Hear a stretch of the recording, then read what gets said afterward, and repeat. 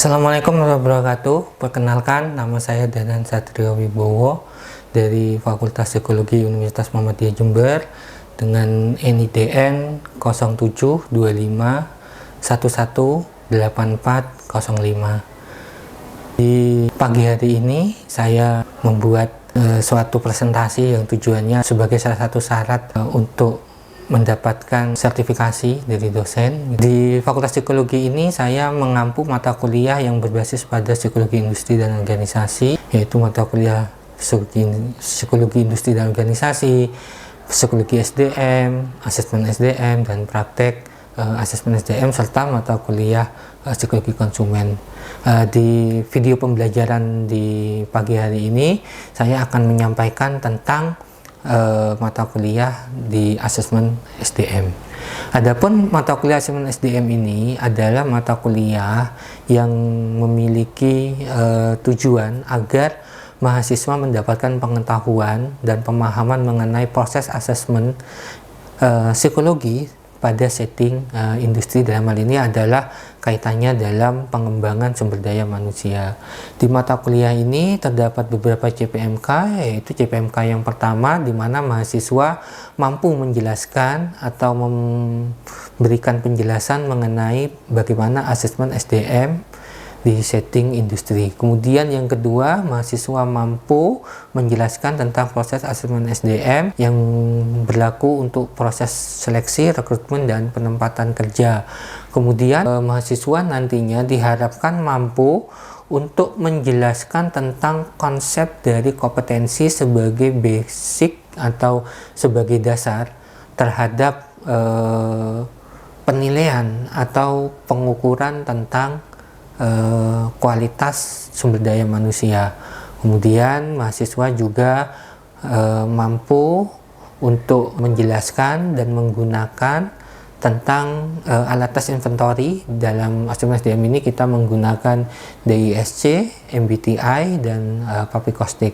Selain itu, mahasiswa juga mampu melakukan wawancara dalam setting industri berbasis pada kompetensi, yaitu melalui wawancara behavior event interview atau wawancara yang berbasis kepada evidence, yang itu tujuannya adalah untuk menggali potensi dan pengalaman yang dimiliki oleh kandidat seperti itu. Mungkin nanti kita bisa lihat dari proses perkuliahan atau proses pembelajaran yang akan disampaikan. Demikian dari saya, terima kasih. Wassalamualaikum warahmatullahi wabarakatuh. Assalamualaikum warahmatullahi wabarakatuh, teman-teman semua. Gimana keadaan pagi hari ini? Sehat semua? Alhamdulillah. Alhamdulillah. Baik, sebelum kita memulai perkuliahan asesmen SDM pada pagi hari ini, alangkah baiknya apabila kita berdoa agar apa yang kita lakukan pada hari ini mendapatkan keberkahan dari Allah SWT. Berdoa dipersilahkan. Dapat diakhiri. Baik, di kuliah pagi hari ini adalah pertemuan pertama kita, gitu ya. Kita di sini akan membahas tentang konsep dasar dari asesmen SDM, yaitu kaitannya dengan sejarah, metode dari asesmen SDM, pendekatan yang ada di dalam asesmen SDM, gitu. Seperti yang sudah kalian pelajari pada mata kuliah yang lain kaitannya dengan asesmen, saya rasa secara definisi kalian sudah bisa menjelaskan ya, itu. Misalnya apa sih yang kalian ketahui tentang asesmen sendiri itu dalam psikologi? Mungkin dari Mas Dayu. Nah, ini salah satu murid teladan kita. Alhamdulillah. Gimana, Mas? Untuk asesmen sendiri? Proses pengumpulan data. Oke, proses pengumpulan data. Bagus. Ya, data-data asesmen yang diteliti. Itu bentuknya seperti apa? Masih ada yang ingat? Ada berapa jenis tes yang itu untuk mengukur atau kita melakukan asesmen? Masih ingat? Iya, 2 apa? Nah, potensial tes dan kompetensi tes. Baik, kita lanjutkan. Sebetulnya apa aja sih metode dalam asesmen SDM itu? Mungkin selain inventory di SDM gini ya, inventory yang saat ini sedang kita pelajari, mungkin kalian di mata kuliah lain itu kan ada juga itu kan, ada apa? Kalian diajari tentang diajari tentang IST, grafis, itu ya. Terus diajari tentang apa lagi? Pauli, ya di asesmen kognitif dan asesmen individu kan kayak gitu ya. Nah, psikotes atau tes psikologi itu adalah untuk mengukur atau bagaimana kita melakukan asesmen potensi yang kaitannya dengan kepribadian, sikap, dan inventory. Jadi psikotes ini itu fungsinya untuk menilai kemampuan kognitif, cara pandang kita. Misalnya kalau kita belajar tentang alat tes IST. Di IST itu di bagian akhirnya sebelum bagian kalian menghafal satu kertas itu ya, ada 12 atau berapa itu ya. Itu ada yang namanya pengukuran kaitannya dengan bangun ruang. Yang kotak warna hitam kalau diputar segini posisinya di mana. Itu kan menurut kita sepele ya. Ini cuma diputar gini. Hitamnya sekarang ada di sini. Udah kan gitu. Itu sebetulnya fungsinya untuk apa sih? Fungsinya untuk apa sih gitu? Kenapa kita harus belajar tentang memahami tentang ruang itu gitu. Bukan hanya masalah hitamnya diputar kemudian posisi di mana. Kalau misalnya itu dadu kita belah kemudian posisinya bentuk gambar jaring-jaringnya seperti apa. Enggak, tetapi itu adalah belajar tentang bagaimana diri kita membuat suatu prediksi. Kalau kamu buat SIM ya, benar-benar buat SIM itu ya, di tes itu SIM A utamanya nyetir mobil itu kan sebetulnya kita belajar tentang itu. Jadi tes bangun ruang itu adalah kita belajar tentang SIM A itu. Jadi kita nyetir tuh ngelihat jalanan itu seperti apa, jarak antar mobil dengan mobil yang lain itu kita kan harus bisa memprediksi. Kan nggak mungkin kita waktu mau belok kan mau gitu kita mau keluar mau dilihat bannya itu kita nggak mungkin kan. Itu berarti kan kemampuan di dalam kognitif kita. Itu kalau kita belok ini posisinya gimana. Di dunia kerja pun gitu juga. Itu kaitannya dengan kemampuan kita mempersepsikan. Itu yang IST. Belum yang grafis. Nah, yang grafis ini yang cukup unik ya. Misalnya disuruh menggambar orang.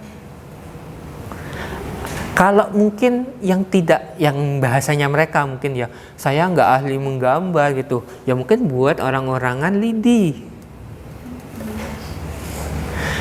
Yang agak mendingan, misalnya gambar orang 6 gitu ya. Siapa yang masa kecilnya kayak gini? Nih ada yang mungkin sudah lebih berbentuk gitu ya, sudah lebih berbentuk.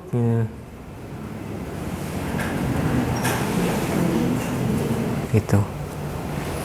Tanya, namanya Sujiwo, usia 40 tahun. Jenis kelaminnya laki-laki, aktivitasnya mancing. Kalau gambarnya kayak gini, di usia 40 tahun, ada sesuatu. Itu yang masih belum ini. Misalnya kalau ini di dalam suatu kotak, satu kertas ya, bukan kotak, mohon maaf. Terus dia gambarnya depis di sini. Itu juga menggambarkan tentang kondisi psikologis seseorang. Kenapa hal itu perlu diketahui oleh si penyeleksi atau dalam hal ini adalah si pencari atau penyeleksi calon tenaga kerja, agar kita tahu orang-orang yang potensinya seperti ini, kalaupun seandainya dia itu kita terima, berarti apa yang harus kita persiapkan agar orang ini bisa memaksimalkan potensinya. Bukan berarti kemudian orang ini dibuang. Enggak. Kalau misalnya pada waktu mendaftar dari misalnya kita butuh itu 4 orang, otomatis yang mendaftar pasti lebih dari 4 orang ya. Sebutkan aja misalnya ada 50 orang gitu. Ternyata sebagian besar kalau disuruh menggambar hampir mirip-mirip semua kayak gini. Berarti itu yang harus kita telaah gitu. Ada apa? Berpengaruh nggak nanti kondisi psikologis ini pada saat dia bekerja? Itu yang perlu diketahui oleh kita, misalnya sebagai seorang HRD nantinya. Karena kita melakukan proses assessment di situ. Bukan hanya sekedar menyeleksi sebetulnya. Misalnya kita punya karyawan kita itu dari hasil evaluasi kinerjanya dirasa tidak memuaskan. Itu perlu kita lihat mana yang itu menjadi faktor dominan atau faktor yang mempengaruhi performa kerjanya itu nggak baik atau tidak maksimal. Yaitu karena itu tadi kita harus melakukan psikotes. Jadi psikotes itu bukan hanya sekedar untuk kita mau masuk mencari pekerjaan tuh enggak. Setelah bekerja pun itu juga dibutuhkan untuk promosi nantinya. Kita akan mencari orang-orang yang terbaik untuk menempati posisi. Nanti kalau promosi itu ada lagi yang lebih akurat gitu ya, yang lebih akuntabel untuk dilakukan, yaitu assessment center. Karena kalau promosinya itu di level manajemen ke atas atau top manajemen, itu nanti ada yang namanya LGD, leadership group discussion. Tapi kalau yang levelnya di bawah itu yang namanya FGD, focus group discussion. Apa perbedaannya? Tentu ada perbedaannya. Kalau yang LGD, seorang asesor itu hanya diam di pojok, ya diserahkan dah. Cuma dikasih clue, kita bahas tentang lapangan pekerjaan yang semakin sempit gitu. Ya udah, itu diskusi dah. Nanti asesornya tuh tinggal membuat catatan. Biasanya ada 2 atau mungkin 3. Jadi nanti setiap asesor itu misalnya saya megang Mas Bayu, Mbak Mandanta, sama Mbak Putri Halizah di situ. Terus ada lagi rekan saya asesor itu megang siapa-siapa. Jadi di dalam ruangan itu setidaknya ada 9 orang misalnya. Nanti pada waktu asesor meeting itu kita klarifikasi. Orang ini bagus ya, tapi menurut mereka enggak. Karena saya melihat orang ini cenderung dia menunggu momen. Jadi misalnya si Iqbal itu ngomong apa, kemudian nanti si Mandanta itu hanya memperkuat aja. Jadi itu bukan ide dia. Jadi kalau tipikal pemimpin yang kayak gini, mungkin dia inisiatifnya kurang gitu. Jadi itu yang terlihat gitu.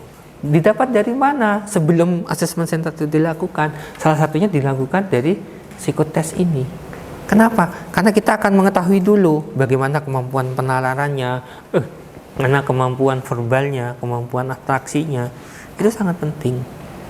Itu sebabnya kenapa dites psikotes dulu, baru nanti biasanya diwawancara. Sebelum diwawancara mungkin nanti ada simulasinya. Nah, itu metode yang selanjutnya. Gitu. Ada tes exercise. Ini dikasih berbagai macam pertanyaan biasanya. Tujuannya apa? Untuk mengungkap karakter. Dan biasanya dari beberapa jenis pertanyaan itu ada yang mirip. Tujuannya agar apa? Konsisten nggak nih ya orang ini ya? Gitu. Biasanya hampir mirip. Cuma redaksionalnya yang diubah. Gitu. Tujuannya agar apa? Agar ketahuan bagaimana sih karakter orang tersebut misalnya di dalam suatu tekanan dan dia harus membuat suatu keputusan. Bagaimana saat dia harus membuat suatu kebijakan. Dan bagaimana orang tersebut mampu beradaptasi dengan pekerjaannya. Itu dikasih kayak gitu.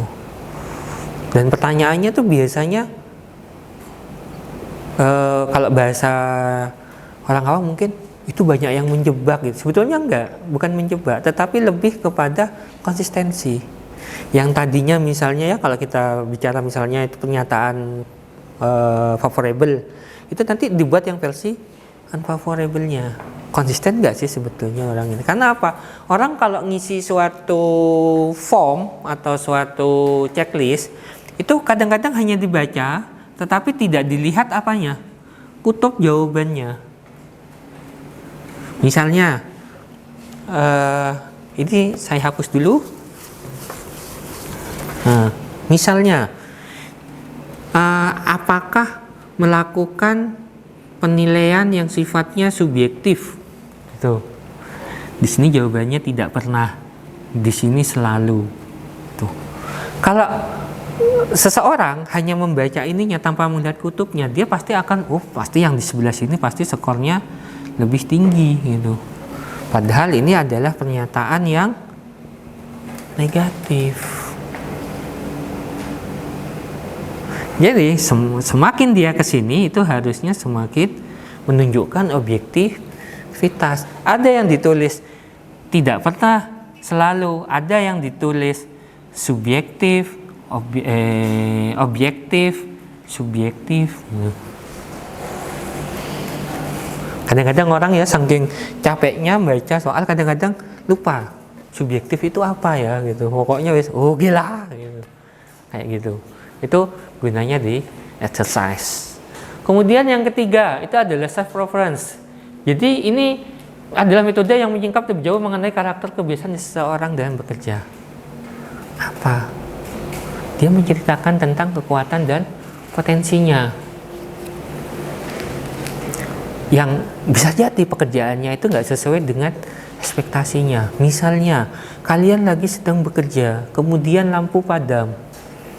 Apa yang akan kalian lakukan? Atau kalau pakai pertanyaan yang itu mencari evidence, pernahkah pada saat saudara sedang bekerja, tiba-tiba ada situasi yang itu tidak Anda harapkan, mati lampu? Apa yang Anda lakukan pada saat itu? Pasti jawabannya itu paling perusahaan nggak bayar listrik gitu dan semacamnya. Atau mungkin gitu memang sering mati lampu, PLN itu gimana? Nah itu kan berarti menyalahkan seseorang. Atau mungkin kalau pada fresh graduate, pada fresh graduate kaitannya dengan ini, katakanlah kalau lingkungan pekerjaan itu yang tidak sesuai dengan ekspektasi. Kemarin itu pada masa pandemi itu semua nggak berharap itu terjadi kan, agar kita bisa belajar dengan ini. Itu mungkin ada suatu pertanyaan begini, apa yang Anda dapatkan dari proses pembelajaran secara daring itu? Memang sih secara daring itu memang tidak optimal, tapi itu membuka peluang bagi saya untuk saya bisa mengeksplor referensi-referensi yang diberikan oleh dosen saya. Jadi saya baca itu. Dosen saya itu memberikan misalnya materi ini ya, referensinya ini.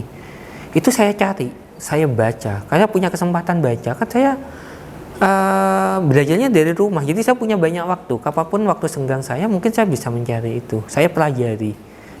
Dan itu belum tentu bisa saya lakukan saat itu kegiatan sekolah atau perkuliahan secara luring misalnya. Berarti dia gimana?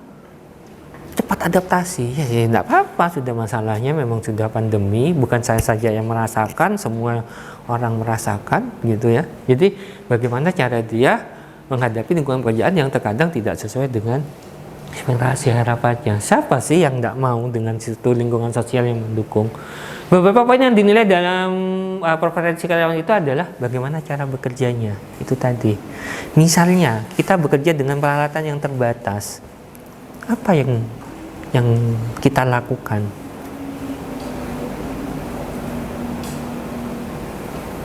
Misalnya komputernya atau laptopnya speknya nggak mendukung gitu. Apa yang bisa kita lakukan? Apakah kita ya kerja seadanya gitu? Atau justru itu semakin menjadi tantangan bagi kita? Apa ya? Oh berarti saya harus buat sistemnya nih. Tuh. Akhirnya saya buat sistem. Jadi kalau mengerjakan di situ, mungkin saya pasti pakai hard disk eksternal biar kerjaan saya bisa mampu. Kemudian sikap selama bekerja. Bagaimana sikap selama bekerja? Apa sih sikap selama bekerja itu? Kamu duduk itu berapa lama? Kamu ngobrol sama temennya berapa lama? Pasti ada pekerjaan yang nggak hanya duduk, tapi sambil kamu jalan atau berdiri. Iya kan? Kau minta tanda tangan itu kan berarti berjalan berapa lama. Kemudian motivasi bekerja, punya motivasi nggak, berkarakter nggak dalam pekerjaan. Kamu injit nggak sih dengan pekerjaan? Involve nggak sih dengan pekerjaan? Gitu. Kemudian metode yang keempat itu adalah interview. Ini yang di dalam assessment center itu biasanya kita menggunakan pendekatan BI. Tetapi kalau secara umum itu pendekatan yang kita lakukan adalah metode wawancara yang sifatnya sistematis dan terukur. Apa itu bentuknya? Wawancara berbasis pada kompetensi. Misalnya kalau fresh graduate, apa yang dapat saudara klaim sebagai suatu bentuk pencapaian dan keberhasilan Anda? Pada beberapa kesempatan di mata kuliah sebelumnya, misalnya kayak psikologi SDM, saya pernah menyampaikan mungkin kalau untuk fresh graduate itu salah satunya yang bisa kita klaim sebagai pengalaman kita itu adalah soft skill yang kita miliki, ikut di dalam organisasi atau kita aktif dalam suatu kegiatan-kegiatan tertentu sebagai volunteer dan semacamnya, itu bisa diklaim selama masih ada sertifikatnya. Kalau kamu ngaku, iya saya menjadi volunteer kemarin relawan ke Semeru gitu, mewakili fakultas, tapi nggak ada sertifikatnya, kira-kira itu bisa divalidasi nggak? Nggak bisa. Paling ini mimpi gitu ya. Makanya perlu yang namanya itu. Terus kemudian magang. Tapi magangnya bukan yang 1 bulan, bukan yang 20 sampai 30 hari, minimal 45 hari. Kalian ya tak lagi yang mau PKL itu ya? Nah, 45 hari itu kan sudah mulai diperbaiki. Kan dari Juli ini 21 kalau nggak salah ya, sampai dengan September ya. Itu kurang 40 hari, 45 harian. Efektif loh ya, efektif. Jadi Sabtu Minggu itu nggak dihitung. Tuh, itu bisa nanti sertifikatnya diklaim sebagai bentuk pengalaman. Tapi lebih bagus kalau lebih dari itu, gitu. 2 bulan full atau 3 bulan, 4 bulan. Sistem atau alat dalam metode asesmen SDM itu role play. Jadi kita bermain peran. Ada yang jadi manajer, ada yang itu, kemudian nanti dikasih suatu persoalan atau suatu bahan untuk didiskusikan, gitu ya. Tujuannya agar apa? Agar yang kita ukur nanti itu lebih terarah. Kita mengukur tentang apa sih? Oh, kemampuan leadership. Kita akhirnya ketemu. Oh, kita mau mengukur tentang work direction, arah kerja. Kita tahu. Oh, kita belajar tentang temperamen. Seperti apa? Itu. Kemudian case study. Apa sih bedanya role play sama case study? Kalau role play itu kan tadi kita bermain peran. Kalau case study itu kita dikasih suatu permasalahan, itu diskusikan. Bentuknya bisa apa? Bisa FGD, bisa LGD. Yang mana yang mau dipakai? Tuh. Jadi bagaimana kita melihat sudut pandang yang berbeda, apakah akan mempengaruhi aktivitas dari pekerjaan. Misalnya itu tadi, ada permasalahan terkait tentang karyawan yang kerjanya nggak maksimal. Case study-nya apa? Karyawan yang kinerjanya nggak maksimal. Kita harus tahu sudut pandang yang lainnya. Jangan-jangan dia nggak kerja maksimal itu karena gajinya kurang, atau dia minta naik gaji. Oh, nggak juga. Bisa jadi karena gajinya kecil dia kerja di tempat yang lain. Oh, nggak juga. Bisa jadi dia cari pengalaman gitu. Mumpung dia masih muda mungkin. Jadi dia ingin lebih mengeksplor potensinya dengan bekerja di tempat yang lain. Jadi pagi dia mungkin dari jam 8 sampai jam 4 dia kerja di kantor. Katakanlah ya, PT perusahaan psikologi Jaya Sejahtera Bersama. Nanti dia jam 6 sampai jam 10 dia misalnya kerja sebagai bartender di perusahaan Sejahtera Wellbeing itu misalnya. Besoknya dia karena pulangnya malam terus berlarut, akhirnya pada waktu pagi dia kerjanya nggak maksimal karena apa? Kecapean, kelelahan dan semacamnya. Bisa jadi itu, atau bisa jadi lingkungan kerjanya sudah tidak support. Entah tempat kerjanya yang nggak nyaman, karena membuat tempat kerja itu harus ergonomis, sirkulasi udara harus diperhatikan. Kalau itu tidak diperhatikan, akhirnya kamu bayangin aja kalau di tempat kerja itu yang harusnya berisi 2 orang diisi oleh 6 orang. Nggak ada AC, cuma pakai kipas. Pulang-pulang langsung masuk angin ngerian. Gitu kan. Ya, itu ada case study. Jadi bagaimana cara kita mengenal permasalahan dan menjelaskan sudut pandang yang berbeda. Tapi tujuannya bukan untuk menyamakan persepsi, bukan. Tetapi untuk menemukan solusi. Ini gimana gitu. Sebagai suatu bentuk rekomendasi. Jadi nanti setelah kita mendiskusikan itu, misalnya ya itu adalah rapat manajemen, dipanggil karyawannya gitu. Nah, itu kan jadinya kayak gini gitu. Kemudian yang ketiga adalah presentasi. Jadi dari hasil role play bisa jadi ya kalau mau dikaitkan, jadi dari hasil role play kemudian dikasih case study, kemudian hasil dari kegiatan itu nanti dipresentasikan. Itu biasanya kalau di assessment center seperti itu. Kalau di assessment center. Jadi kamu dikasih case, disuruh diisi, nanti kemudian satu kelompok itu untuk mempresentasikan hasil diskusinya. Seperti itu. Kemudian tes proyektif, ya tes proyektif itu dipakai kita kan mengharapkan hasil tes yang lebih akurat. Seperti apa? Menekankan pada aspek tertentu terhadap pengembangan diri dan kerja efektif, gitu. Apa sih yang disebut sebagai kerja efektif itu? Maka kita membuat suatu pengukuran proyeksi. Indikatornya apa? Dan indikator itu sangat penting nantinya. Itu sebabnya proses assessment itu menjadi dasar saat kita akan melakukan suatu pengukuran. Nah, di psikologi kan proses assessment itu 2 kan ya, observasi dan wawancara. Nggak bisa observasi aja, nggak bisa wawancara aja, tapi kedua hal ini harus selalu berkaitan. Mungkin itu dari saya penjelasannya. Ada diskusi atau tanya jawab?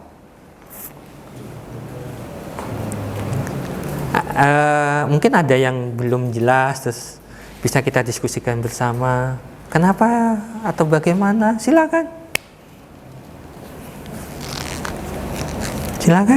Atau mungkin Pak, saya tidak sependapat dengan tadi yang Bapak sampaikan bahwa dalam asesmen itu harus seperti yang Bapak sampaikan gitu. Kita boleh melakukan hal yang berbeda gitu. Misalnya boleh kalau itu kalian bisa menjelaskan. Jadi itu bisa jadi itu juga merupakan pengembangan atau pengetahuan baru. Belum tentu juga saya sebagai pengajar di sini saya paham atau saya lebih tahu daripada kalian. Tetapi kita di sini adalah sama-sama belajar. Itu sebabnya kenapa pendidikan itu bukan siapa yang pintar, tetapi bagaimana cara kita kolaborasikan dan mengelaborasikan pengetahuan kita agar kitanya nanti menjadi lebih tahu dan lebih paham. Mungkin seperti itu dari saya. Tidak ada pertanyaan? Bisa diterima penjelasannya? Terima kasih. Sebelum kita akhiri diskusi ini, pertemuan ini kita akhiri dengan bacaan hamdalah. Alhamdulillahirabbil alamin. Terima kasih atas kehadirannya. Tetap jaga kesehatan. Sampai ketemu minggu depan. Wassalamualaikum warahmatullahi wabarakatuh.